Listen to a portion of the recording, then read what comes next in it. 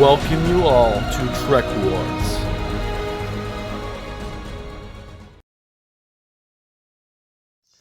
Alright, so now we're going to take a look at the Klingon Empire, what it brings to the Dominion War. What kind of ships are they using? What kind of weapons were they using? And, you know, when I go back and I had done this and I started researching, one of the things I realized about the Klingon Empire, they have a very unique way of combat that the other races really don't have. And their ships reflect that combat strategy, and it's very different than some of the other empires. So for an example, Klingon ships treat everything as if it's an individual prey. And what I mean by that is they're hunting. Their ships are built to hunt down other ships. And they use cloaking devices differently than the Romulans do. So the Romulans want to wait, and they use them as defensive in ways to keep you guessing how many ships you have and that kind of thing. And the Klingon Empire doesn't really care. The Klingon Empire has one single goal. They want to decloak, hit you immediately, and take you out. And their weapons are designed for surprise attack. Klingons, which is strange because Klingons themselves are a very aggressive, in-your-face, honorable type of race. But when it comes to spaceship combat, they treat things very, very different. It's not a hand-to-hand combat. They treat it more as if the ship itself is an animal and it's hunting its prey. And like most predatory animals, they have specialty weapons that they use to catch their prey. And that is so. Before we get into the analysis of the Klingon Empire, I think it's kind of important that we understand the different weapons that are being used, the different power outputs, to kind of give an idea. Because when you look at the formulas, you'll see it's per individual weapon module, and obviously the things that are not accounted for, it would say, is the volley, how much that one module can shoot. And so the Klingon ships look weaker than what they actually are. And I'm going to kind of show you guys an example of what I'm talking about right now. Okay, so we'll take a look at the disruptors and compare them to the Federation ships so we can have an understanding where they stand on a scale. So the average Klingon disruptor can fire 16 times, and it has an output of 32,500. So when you see birds of prey attack, they're firing 16 shots before that, you know, they have to, I guess, reload. We've seen them do 14 and 6. So you can actually take Klingon weapons and turn off their safety mechanisms to make them overload in order to make it stronger. And we've seen birds of prey actually hit for around 87,000, which is really high. It's even higher than a Type 10 phaser. But when you do that kind of thing, you are damaging the weapon. So just so you guys are aware. And then what you're seeing here is heavy disruptors. So the heavy disruptors, 357,500. If you see a heavy disruptor as a beam, that's what it's doing. If you see a heavy disruptor like looking like a ball of plasma, like you see Commander Worf destroy one of the Klingon ships during the Civil War, that's 520,000. And then that's also the same bolt that you see when you see Vor'cha-class cruisers destroying Jim Hadar battleships in one shot. That's what they're using. So heavy disruptors are way beyond Federation standard Type 10 phasers at a whole nother level. And so we do see the Klingons use, I'm calling this Disruptor Planet, but it's really siege phasers or siege disruptors, and they're 975,000. We only see this on one ship. And that is the command ship that the Klingon Empire had that Galeron used. So Galeron's flagship, the Negh'Var, is the only ship that carries this weapon that I'm aware of. Okay, so now that we have an idea of what you're going to see here, now you'll have a better understanding of what we're going to see with the Klingon ships. So we're going to talk about destroyers. So destroyers in the Klingon world will behave differently than Federation. Destroyers operate almost as if they are cruisers, and they are also used for supporting larger ships. So they're the ships that are just protecting the cruisers. Okay, so the first ship are these little tiny Borel fighter craft. So I don't know what their official name is, but I'm going to call them the bird of prey fighter. So they look exactly like a bird of prey or Borel. They have an attack value of 72,500, shields 325,000, hull value 65, giving them a full defense of 390,000. So these are little tiny birds of prey that basically operate like shuttlecrafts, except for they're pretty well armed. So they're using the same weapons that you would have seen a bird of prey scout ship using during Kirk's era. Now, I speculate that what they've done is they just took these, excess weapons that are outdated and then wanted to make some kind of use for them and then put those on there. Now, these ships, in my opinion, are not using standard photon torpedo tubes. They're probably using your older photon torpedo tube stockpiles from Kirk era. So that's 65,000. Now, it doesn't seem like a whole lot, especially when your disruptors are only hitting for around 3,750, something like that. It's not a whole lot of power behind the ship, but if you think about it this way, these ships do have a payload of torpedoes on them. So if you get 2 or 3 of these attacking you, you're being blasted by 3 torpedoes, which are hitting for the same weapon point value as a one shot from a Type 10 phaser. Now, the disruptors, they're not really particular that strong individually shot, but they do have a volley rate of like 15. And so you're able to actually bring like something like 56,000 points of damage or something like that, which is slightly less than one photon torpedo. So it's basically like the ship's firing 2 photon torpedoes if it gets a full barrage off on you. And that can actually add up pretty quickly. And then for a fighter, right, it has incredibly good shielding. I mean, yeah, it's an old, outdated shield, but for something that's just a fighter, like an individual Klingon there trying to get himself personal honor, it's a pretty effective weapon. Next on the list of the most common ship in the Klingon arsenal is the Klingon Barrel. Klingon Barrel has an attack value 236,000, shields 455,000, hull value of 195,000, has a defense of 640,000. All right, so this ship is going to fight in squadrons of 3. They're going to mass attack larger targets, or if they're attacking, Jem'Hadar bug ships, they're going to be, running around doing your scouting work. They're also going to be your front line attack, vessels. They're defending the larger ships. This ship's, for a ship that's so small, it's just doing a lot. The Klingon Empire really pushes this ship to its absolute max. Like I said, it can do about that 520,000 points of damage to an enemy ship. So if it catches you off guard, it can wipe you out. If there's a Jem'Hadar, flying around, it gets behind the Jem'Hadar or even comes straight at it, it can decloak, hit it, and destroy it. It's really, really good at destroying small ships like the Jem'Hadar. It's a really good counter to the Jem'Hadar bug ships. And then when it comes to larger ships, it does pretty good. Its shielding isn't the greatest. Its hull value is okay for a ship of its size. It's not particularly the best in like pre-long combat. It's a hit and run type of vessel. So the next on this line is another variant of the bird of prey. I call it the torpedo bird just because it's identical almost to the previous one with some slightly better shields. So it has an attack value of 236,000, shields 520, hull value of 195,000, a defense of 715.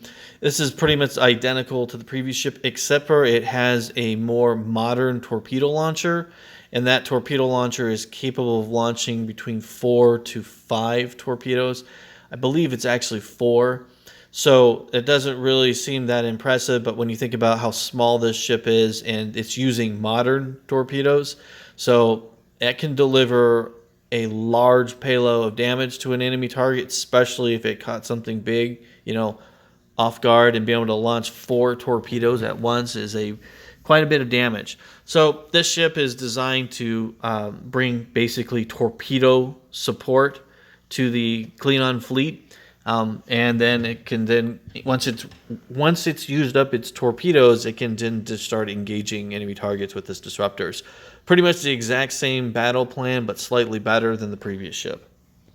All right, next we're looking at the Klingon frigates. So the Klingon frigates that we see during the Dominion War is pretty much going to be any kind of ship that can bring troops. So the previous ships are too small; they can't really carry troops. These ships are designed to carry troops.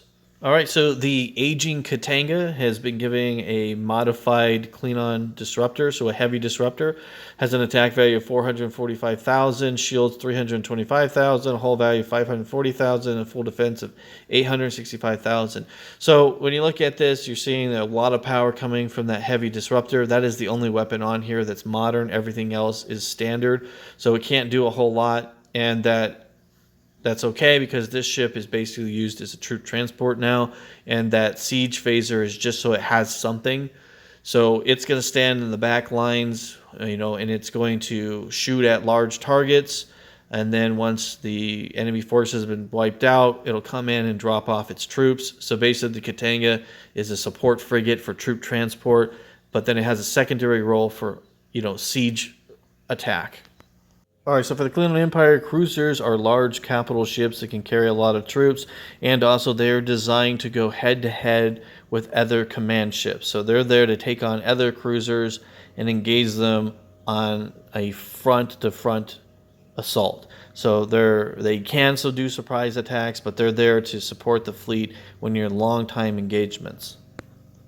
All right, so this would be the Vor'cha bird of prey. It's a very large ship, has an attack value of 472,000, shields 1,255,000, hull value of 325,000 for a full defense of 1,580,000. So this is considered a light cruiser.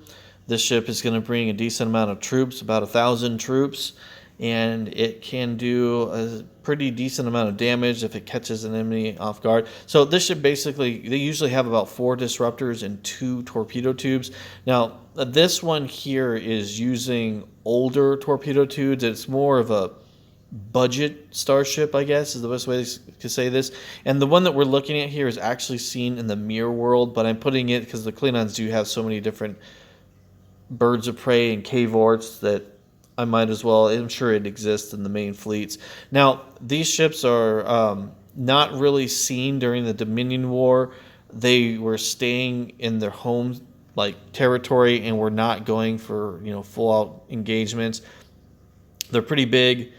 They're a little on the expensive side, so the Klingons don't want to waste them, fighting against the Jem'Hadar, because they're not very effective against the Jem'Hadar.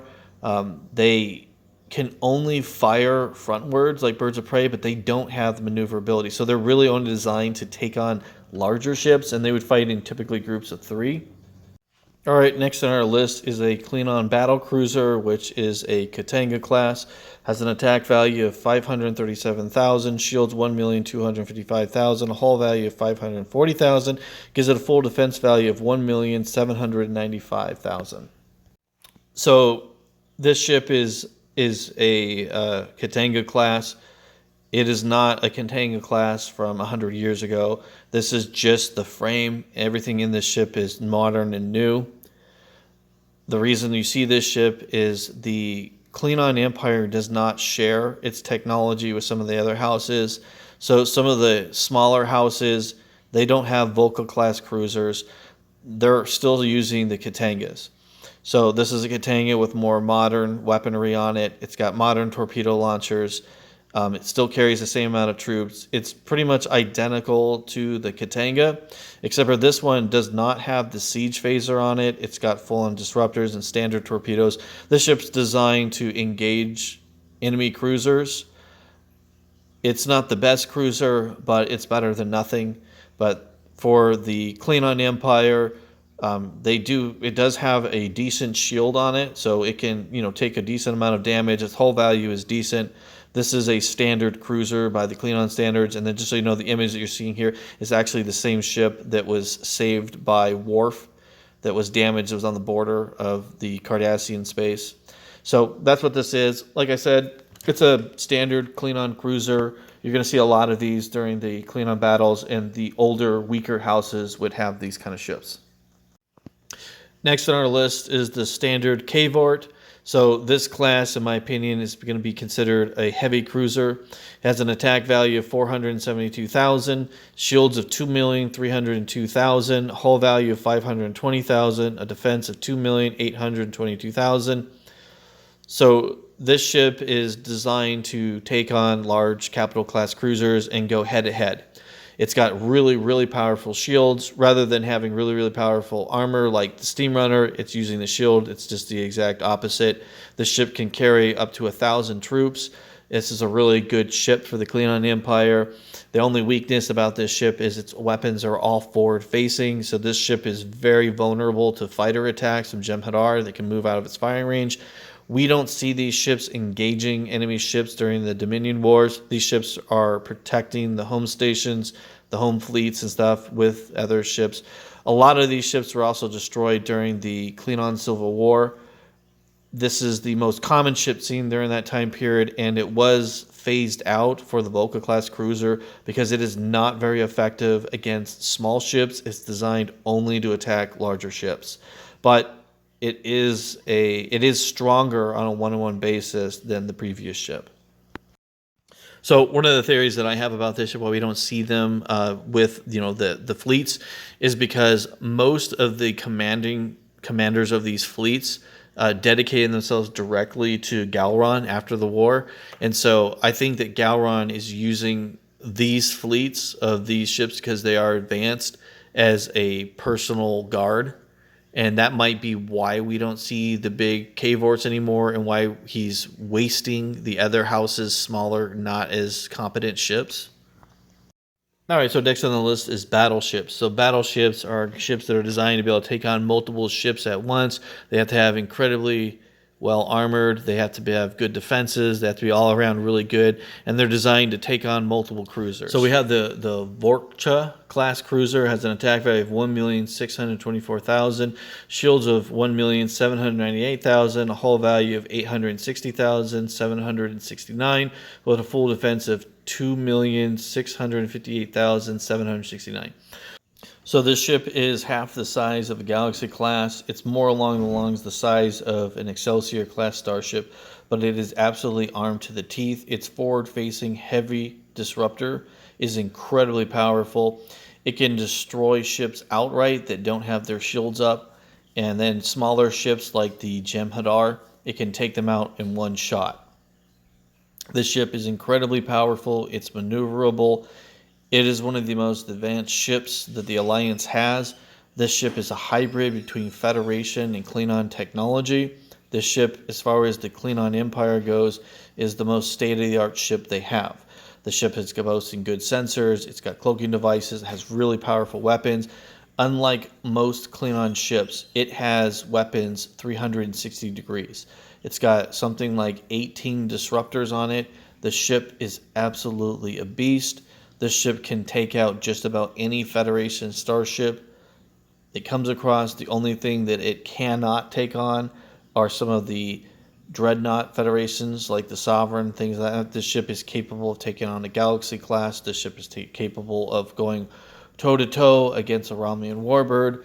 This ship is designed to be able to actually take out cruisers with ease.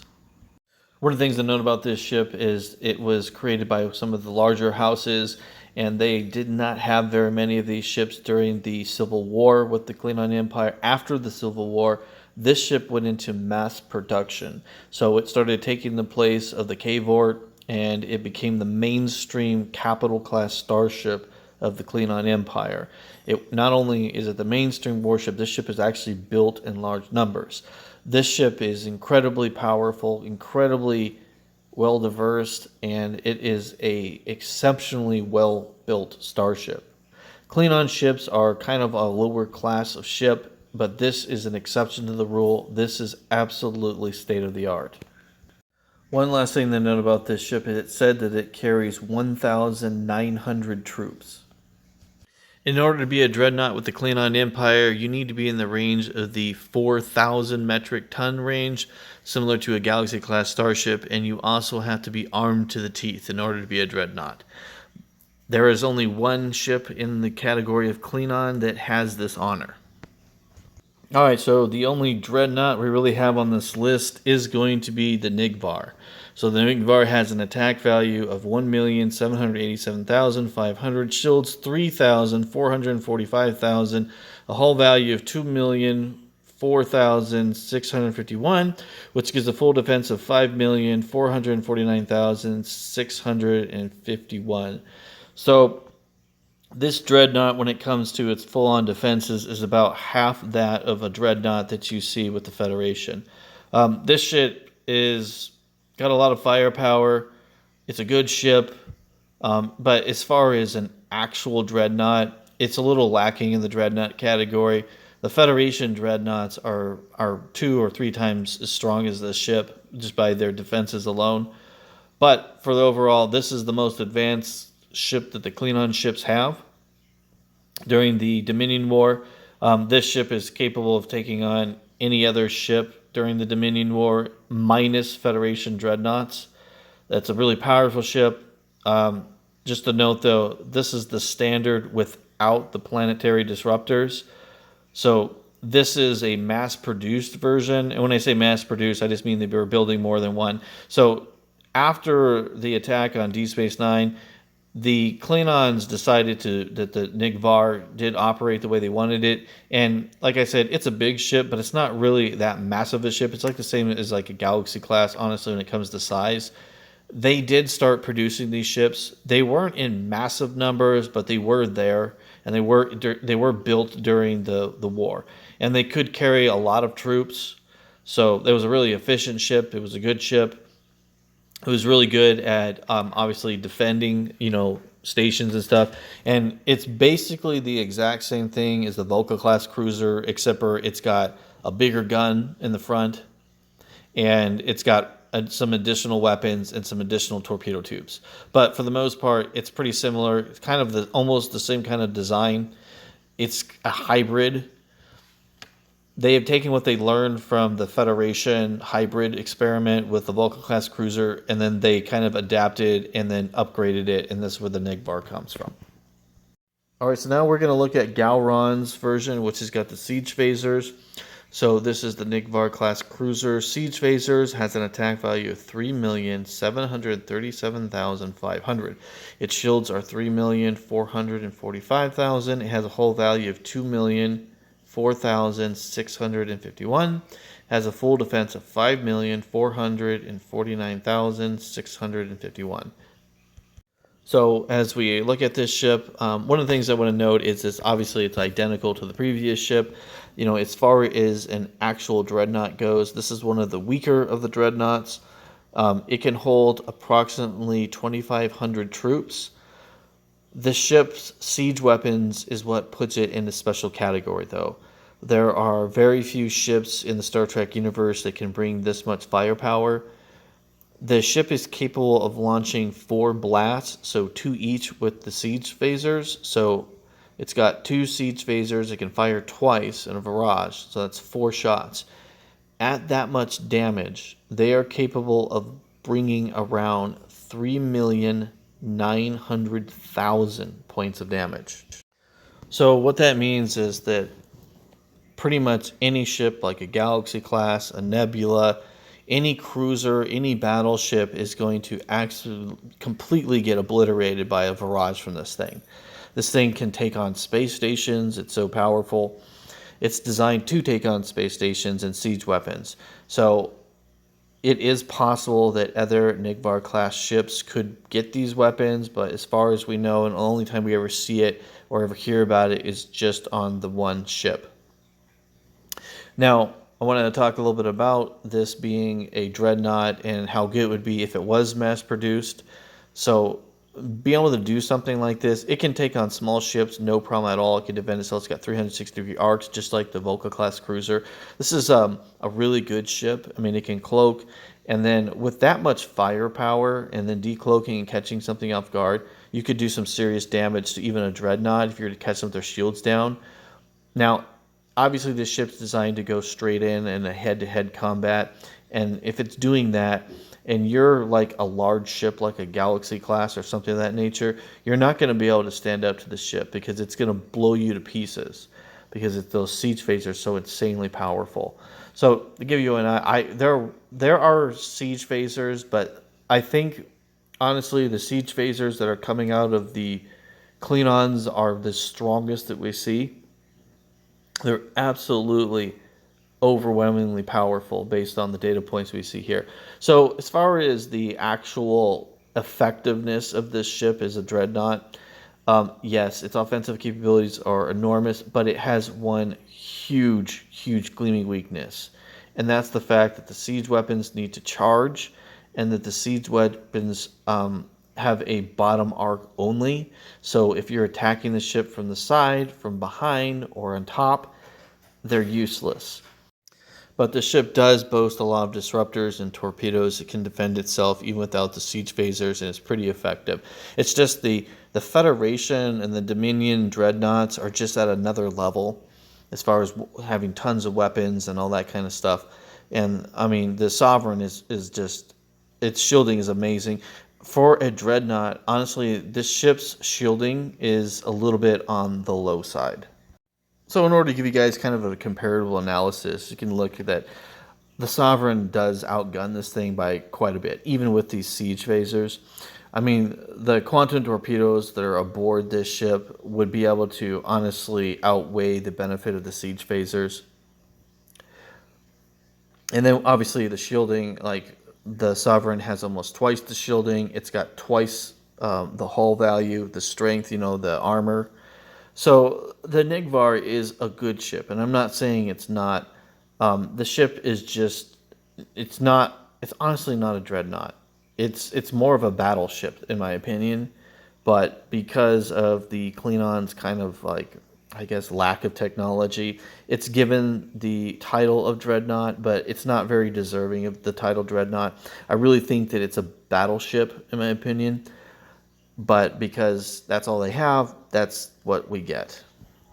Now, one thing I will note about this ship is the non-siege version actually went into mass production, just like the Vor'cha class cruiser, after the Dominion War.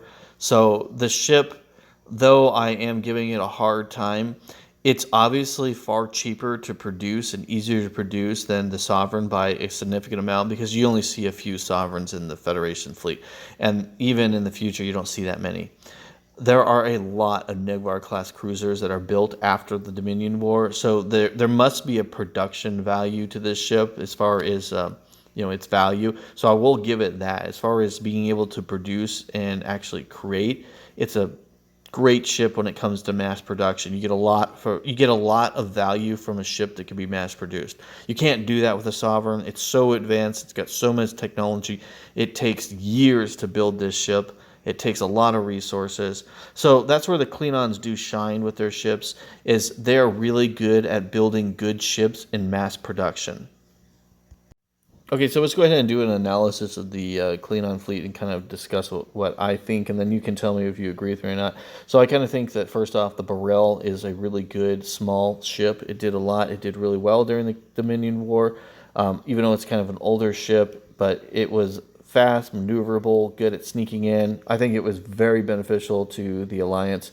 I think the Katanga really struggled. It's just kind of a smaller ship, and it just wasn't particularly very well armed.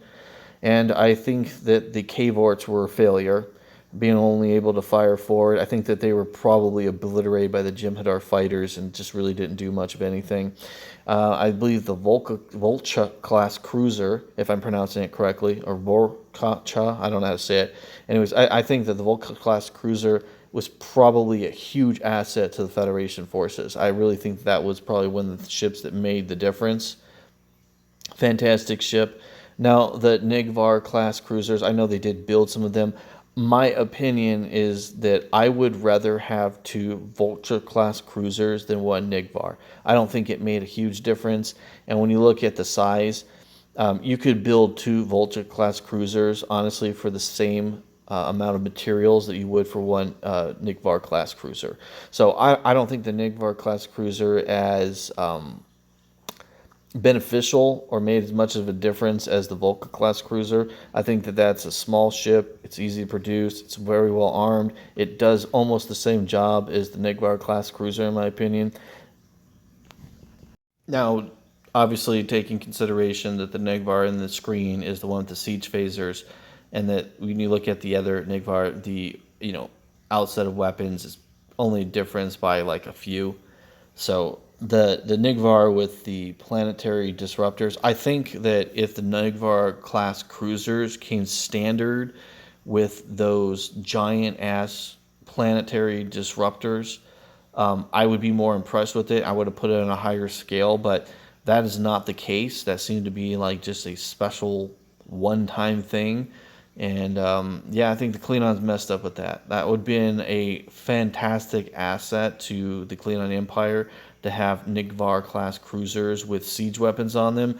I guess it's probably very expensive to do that, and that's probably why they didn't do it. But I mean, having a ship like that can just one-shot battleships is badass. Thank you for watching Trek Wars. If you like this material, please subscribe and make a comment. And with that being said, victory is life.